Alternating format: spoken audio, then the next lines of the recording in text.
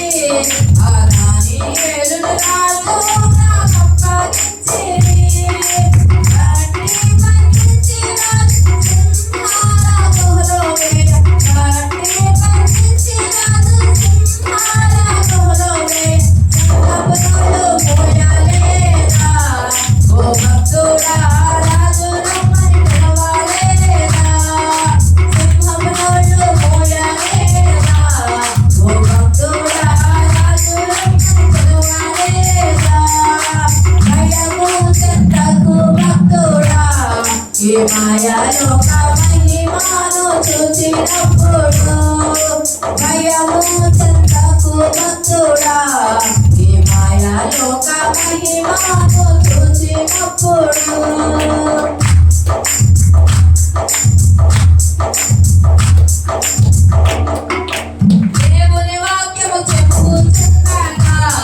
ఆ పౌలు శీలను రాజు నాకు అప్పగించి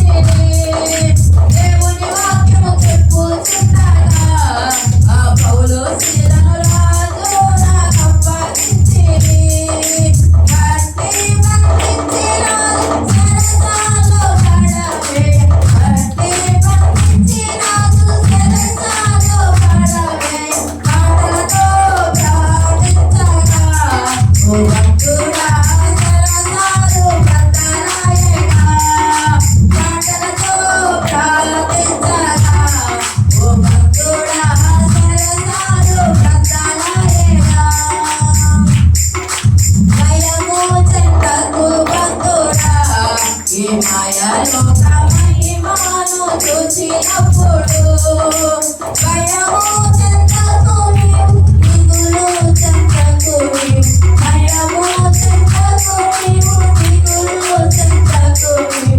జీవమిచ్చిన యేసయ్యున్నాడు, ఓ భక్తుడా ప్రాణం పెట్టిన యేసయ్యున్నాడు, జీవమిచ్చిన యేసయ్యున్నాడు, ఓ భక్తుడా ప్రాణం పెట్టిన యేసయ్యున్నాడు. భయము చెందకు భక్తుడా, ఈ మాయలోక మహిమను చూచినప్పుడు భయము చెందకు భక్తుడా, ఈ మాయలోక మహిమను చూచినప్పుడు. హల్లెలూయా. ప్రార్థన చేసుకుందాం.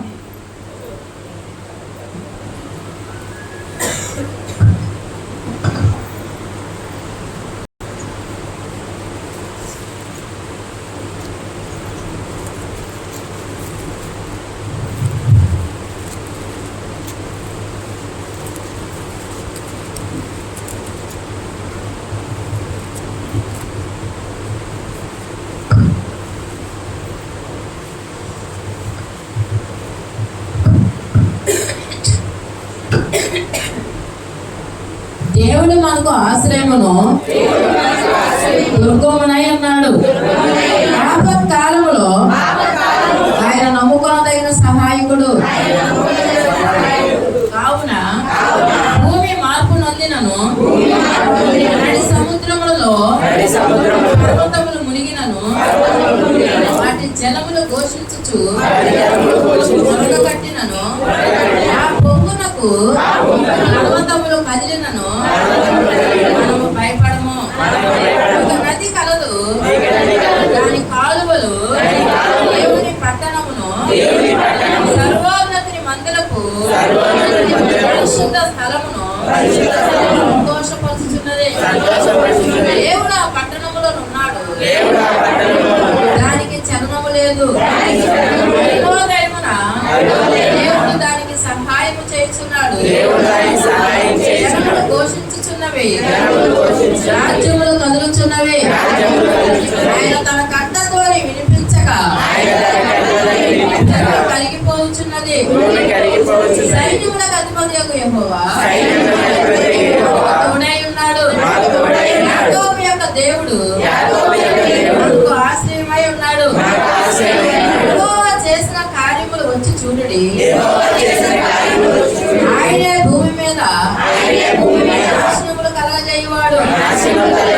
ఆయనే భూదిగంతముల వరకు యుద్ధములు మాన్పవాడు. ఒళ్ళు విల్చువాడును, బల్యమును తెగ నరుకువాడును. ఆయనే యుద్ధ రథములను అగ్నిలో కాల్చివేయవాడు. ఆయనే మూలకుండుడి, నేనే దేవుడినని తెలుసుకోండి. అన్య జనుల్లో మహోన్నతుడు నగుదును, భూమి మీద మహోన్నతుడు నగుదును. సైన్యములకు అధిపతియగు యెహోవా తోడై ఉన్నాడు. యాకోబు యొక్క దేవుడు మనకు ఆశ్రయమై ఉన్నాడు. పరిశుద్ధ వాక్యం దేవుడు దీవించుగాక. దేవుని మనసుకుంటారు పురోహితులు. నేను 35 పురోహితులు. నా సాక్ష్యం ఏంటంటే నేను 3 నెలల నుంచి చాలా ఇబ్బంది పడుతున్నాను ఒంట్లో బాగాలేక. అదేంటనేది తెలియదు. దానివల్ల చాలా ఖర్చు అయిపోయిన డబ్బులు. ఎన్నో హాస్పిటల్ తిరిగా ఏమీ అర్థం కాలేదు. లాస్ట్కి ఇక్కడ మండలంలో డాక్టర్ గారు చెప్పారు, సురేష్ కుమార్ గారు స్కానింగ్ చేయించుకురామని చెప్పినప్పుడు నేను అమ్మ అందరం స్కానింగ్కి వెళ్ళాము. మూజోడు స్కానింగ్కి వెళ్ళి అక్కడ ఏమొచ్చింది, లివర్ కింద ఒక చేదు అనేది ఉంటుంది మన బాడీలో. దాంట్లో చాలా రాళ్ళు ఉన్నాయి, ఒక పెద్ద రాయి. అది నార్మల్గా టాబ్లెట్స్తో క్యూర్ అవ్వదు, ఆపరేషన్ చేయాలని చెప్పి చెప్పలేదు. నేను గూగుల్లో చూసినప్పుడు ఖచ్చితంగా ఆపరేషన్ చేయాలని వచ్చింది. ఇంకా అమ్మకు భయం వేసిపోయి ఆ రోజు మేము చర్చకొస్తే విజయవాడ అమ్మగారు ఇద్దరు ఉన్నారు. నేను అసలు నాకు ఓపికే లేదు. నేనేం తింటలేదు, ఏం తిన్నా వామిటింగ్స్ అయిపోతుంది. నేను అవ్వట్లా నడవలేకపోయాను. అమ్మ ఇద్దరు అమ్మలు వచ్చి తీసుకుని చర్చిలో కూర్చోబెట్టి ప్రార్థన చేశారు.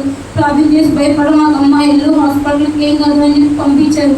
పంపించిన తర్వాత హాస్పిటల్కి వెళ్తే ఆయన ఏమన్నాడు, ఆపరేషన్ చేయాలి, అది నార్మల్గా అయితే తగ్గదని చెప్పి చెప్పగానే భయం వేసిపోయింది. ₹1 లేదు, జాబ్కి వెళ్ళలేదు, డబ్బులు ఇంటి నుంచి ఎవరు ఇచ్చేవాళ్ళు లేదు, ఏంటిది ఇది ఎందుకు వేసి ఇలాగా భయం వేస్తుందని చెప్పి ప్రార్థన చేసుకున్నప్పుడు అందరూ ఒక్కొక్కరికి ఒక్కొక్క హాస్పిటల్ చెప్తున్నారు. దేనికి వెళ్ళాలి ఏం తెలియట్లేదు. సరే దేవుడి మీద బాగా చేసి పొద్దున్నే లేచి అవుట్ పిలిపినానని సిద్ధార్థ హాస్పిటల్కి వెళ్ళాను. అక్కడికి వెళ్ళిన తర్వాత వాళ్ళేమో ఏం టెస్ట్ చెప్పారు. నాకైతే అక్కడ నచ్చలేదు ఉండడానికి. నచ్చలేదమ్మా అంటే ఇక భార్గవన్ వచ్చాడు. అప్పుడు భార్గవన్ వాళ్ళకి సేమ్ ఇదే ఆపరేషన్ అంట. అన్న వచ్చాడు. అన్న రాకపోతే మేము వెళ్ళిపోయేవాళ్ళం వేరే హాస్పిటల్. అప్పుడు ఎలా ఉండదు మా పరిస్థితి నాకైతే తెలియదు.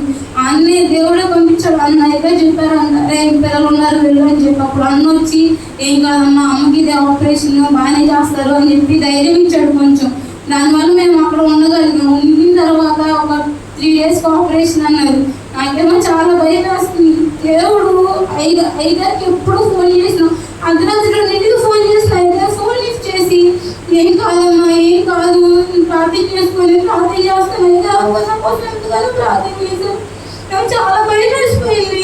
ఆపరేషన్ అంటే నాకు తెలీదు. వాళ్ళేమో మొక్కలు పెట్టేస్తున్నారు. నాకు భయం వేస్తున్నాయి అంటే ఏం భయపడమాకమ్మా ఏం కాదు అని. అలాగే ఆపరేషన్ చేయించుకున్న తర్వాత నొప్పి వచ్చింది. అయినప్పటికీ దేవుడు నా ఎదురుగా ఉన్నాడు. సంఘంలో ప్రతి ఒక్కరు నా కోసం ఎంతగానో ప్రార్థన చేశారు. మీరు చేసిన ప్రార్థన వల్లనే నేను వచ్చి సాక్షి చెప్పగలుగుతున్నాను. నాది ఏం లేదు, నా విశ్వాసం కాదు, నా ప్రార్థన కాదు, మీరు అందరూ నాకు చేసిన ప్రార్థన. మీ అందరికీ ఎంతగానో అనుకుంటున్నాను. ఎంతో గొప్ప కార్యం చేశారు. 2 రోజులు నేను లేచి తిరగడానికి మళ్ళీ నేను ఇంటికి రావడానికి ఎంతగానో గొప్ప కార్యం చేశారు. గుడ్లు కూడా తీసేశారు. ఇప్పుడు కొంచెం బాగానే ఉంది. నేను పరిపూర్ణంగా స్వస్థపరచబడతాను. అక్కడైతే నా ఉద్యోగం పోయాలంటే ఉంది. మళ్ళీ నాకు ఏదైనా కొత్త ఉద్యోగం దేవుడు దయచేస్తున్నాను. మీ ఎదురు ప్రార్థన నా కోసం జ్ఞాపకం చేసుకుని వేడుకుంటున్నాను. ఈ చిన్న సాక్షి దేవుడు దీవించుకున్నాను.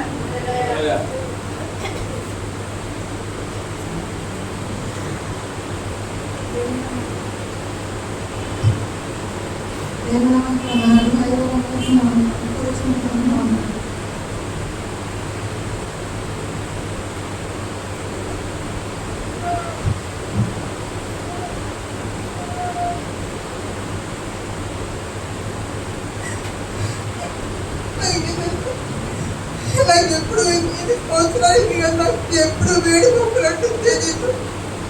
అయితే మెడ మీద చిన్న పొక్కులు వచ్చి వచ్చినాయి. ఎర్రకొస్తే సరే ట్యాబ్లెట్లు వేసుకుని ఇంజక్షన్ చేయించుకున్నాను. అయినా కానీ ఎండకు వస్తే సురుకు పొడ్లు బయటకు రావాలంటే పైగా అవుతుంది. సర్లేని చెప్పి చెయ్యి దెబ్బ తగిలినప్పుడు ఇచ్చిన సంవత్సరం బట్టి నేను పనికి వెళ్తలేదు. సర్లే పనికి వెళ్తావా పొక్కులు ఏం చదివిందని చెప్పి పనికి వెళ్ళాను. ఒక 5 రోజులు పనికి వెళ్తే అక్కడ షర్ట్ వేసుకోవాలి. అయితే అది వేసుకోవడం వల్ల ఏమైందంటే మరి గాలాడక బాగా ఎక్కువైపోయింది. మెడంతా బాగా వచ్చేసింది. తలకాయ కూడా మెరడాలకు వచ్చి మంట వచ్చేస్తుంది. అసలు ఎందుకు వస్తుంది ఏంటో నాకైతే తెలియట్లేదు. అయ్యా మరి ఇప్పుడు పొక్కులన్నీ తగ్గించాయని సాక్షులు నిలబెట్టే అని చెప్పి మెడికల్ షాప్కి అక్కడ పండించినా కానీ మెడికల్ షాప్కి వెళ్ళినప్పుడు ఆయన అన్నాడు, అక్కడ పక్కన మందులు తీసుకుని అన్నారు. చెల్లిదేమనమ్మరా నువ్వు ముందు వాడమాక ముందు వేరే హాస్పిటల్కి వెళ్ళి నాటు ముందు వాడుకోమ్మా అన్న. అప్పుడు మా ఫోన్ నా గుర్తుకొచ్చాడు. 10 నెలల పిల్లడు అప్పుడు అలాగే చెల్లి వచ్చినప్పుడు అసలు బిడ్డ చచ్చిపోవస్తున్నాడు. బిడ్డ సైన్యం లేకుండా ముందు నిలబడ్డాడు. దేవుడు కోకుండా పట్టా బిడ్డ నిలబడ్డాడు. అసలు 10 నెలల పిల్లడు నోరు ఒకటే ఉంది. మొత్తం ఉన్నంతా పైపోయింది. అది గుర్తుకొచ్చాయి. ఆ స్థితి నాకు తీసుకురావద్దయ్యా. పుట్టు తగ్గించు నన్ను నిలబెట్టుకోదండి. ప్రతి ఒక్క దాంట్లో కూడా ఎన్నో సమస్యలు ఎదురప్పుడు కూడా అన్ని సమస్యలు తొలగించినట్టు నిలబెట్టిన దేవుడు అయ్యా. ఇది నీకు అసాధ్యంగా సాధ్యమే దేవుడు తండ్రి. నేను ప్రార్థన చేసుకున్నప్పుడు మళ్ళీ ముందుకు వెళ్ళాను. హాస్పిటల్కి వెళ్తే ఇంజక్షన్ చేసుకున్నా. ఏదో తగ్గట్లేదు. అట్లా 20 రోజులు చాలా నరకం అనిపించాను. అన్నం తిన్నామంటే అన్నం తినలేకపోతున్నా. ఒకటే మంట నోట్లో ముద్ద పెట్టుకుని కడుపు నుంచి పైకి ఎగదలుతున్న మంట. ఆ మంటకి అన్నం తిన్నామంటే తినలేకపోతున్నాను. అలా 20 రోజులు చాలా బాధపడ్డాను. బాధపడ్డప్పటికి కాళ్ళు తేలిపోతున్నాయి. ఏ పని చేయలేకపోతున్నాను. పిల్లల క్యారేజీ కూడా కట్టలేకపోతున్నాను. ఆ పంట దేవుడు కృపచెప్పుకున్నాడు. మొన్న ఆదివారం అయ్యారు ఎంతో నాకు ప్రార్థన చేసినప్పటికీ దేవుడు ఎంతో విడుదలిచ్చాడు. ఎంతో స్వస్థత నెమ్మదిచ్చాడు. అయ్యా ప్రార్థన చేయబోతే అసలు నేను ఏమైపోయినా నాకైతే తెలియదు. అంత మంట చేసింది ఎవరికి చెప్పుకున్నా అర్థం అదేదిగా కడుపులో మంట తీసేసి కాడించి అయ్యగా దానం చేసి కాడించి నాకు మంట తీసేసి అంటే అన్నం నేను కొంచెం కొంచెం తిరగలుగుతున్నాను. మొన్నటిదాకా పెరిగాడు తిన్నా, కూరలు తిన్నా, టిఫిన్ చేసిన ఒకటే మంట.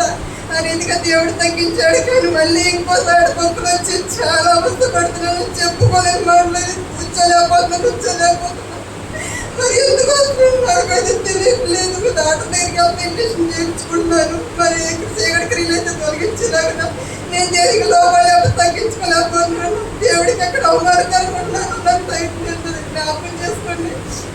ఆ పొక్కులు కూడా తగ్గేలాగా సహాయం చేయమని, అనుదిన ప్రార్థనలకు జ్ఞాపకం చేసుకోమని ఈ చిన్న సాక్ష్యం దేవుడు దీవించును గాక.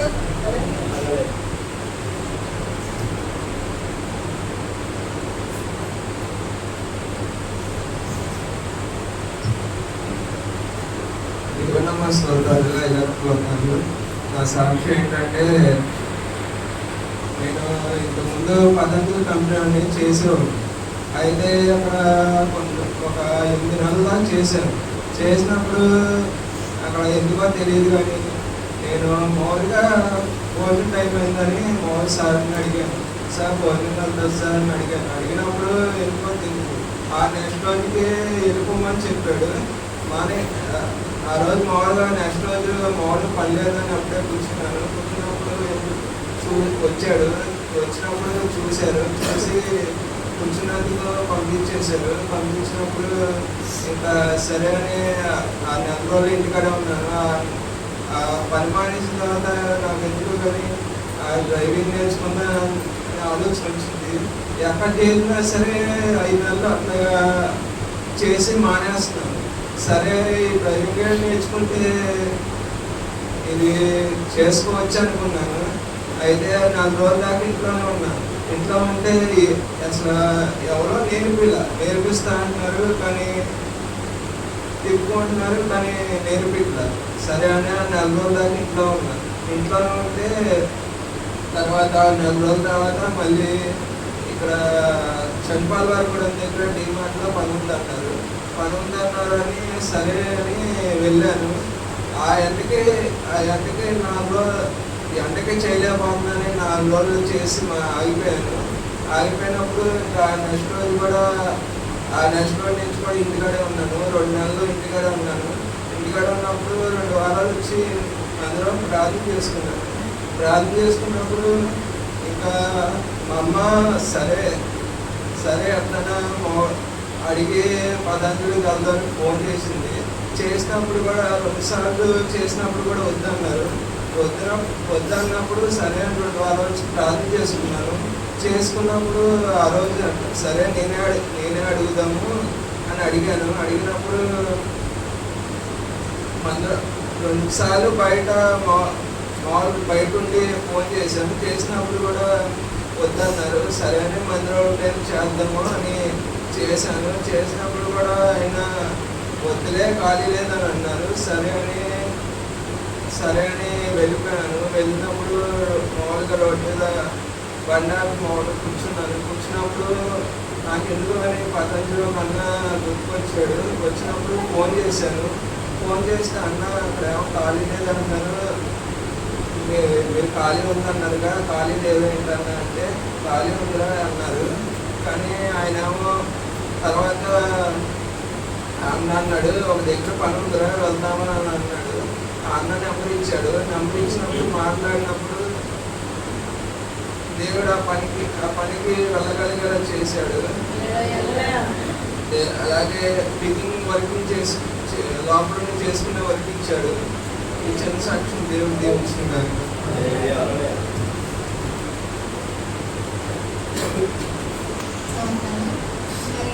తల్లిదండ్రులకి నా వందనాలు, సంఘ బిడ్డలందరికీ నా వందనాలు.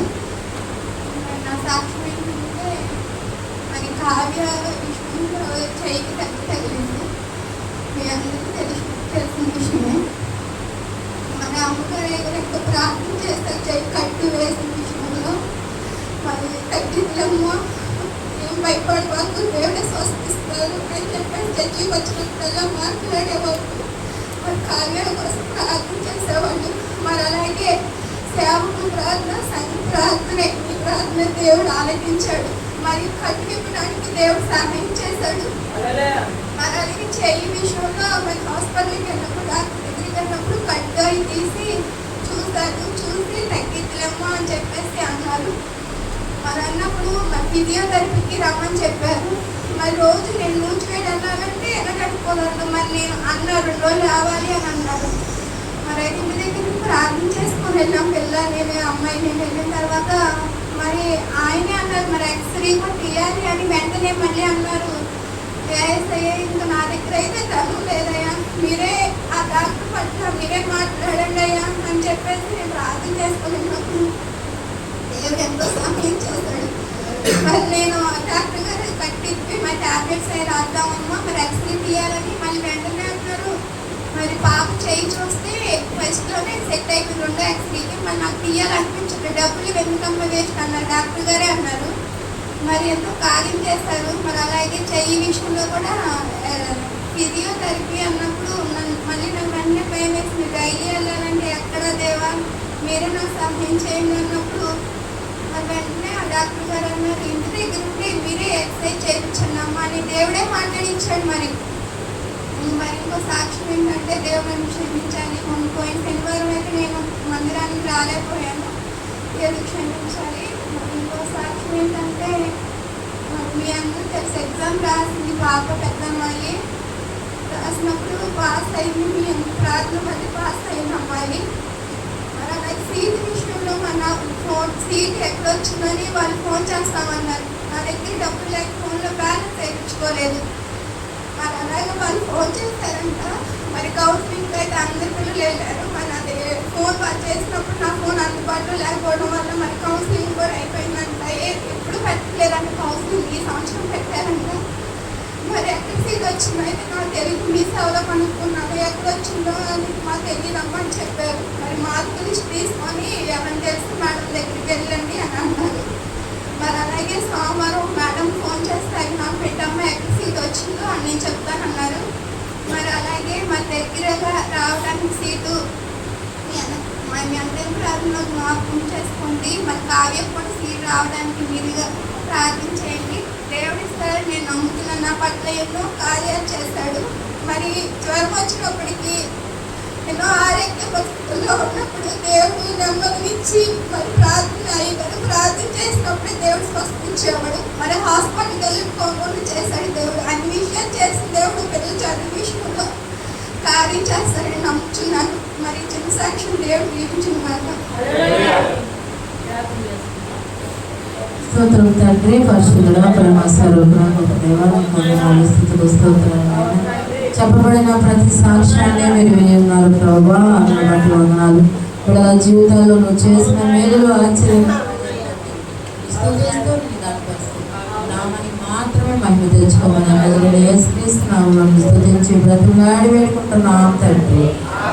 హల్లెలూయా, హల్లెలూయా.